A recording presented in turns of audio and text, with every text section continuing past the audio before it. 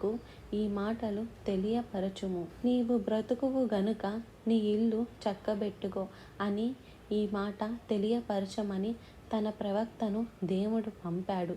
మరి ప్రవక్త వచ్చి తనతో మాట్లాడుతున్నప్పుడు వెంటనే అతడు స్పందించి ఏం చేస్తున్నాడో చూడండి.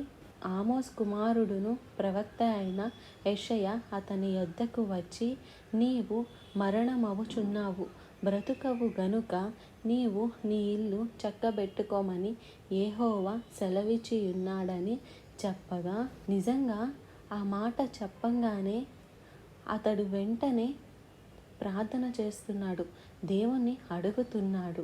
మరి నీవు కూడా ఇలాంటి ప్రార్థనా జీవితం కలిగి దేవుని మీద ఆధారపడుతూ దేవుని వైపు చూస్తూ అద్భుతంగా మీ బలహీనతలు ఏవైనా కావచ్చు, ఆయన తీసివేస్తాడు. ఇప్పుడు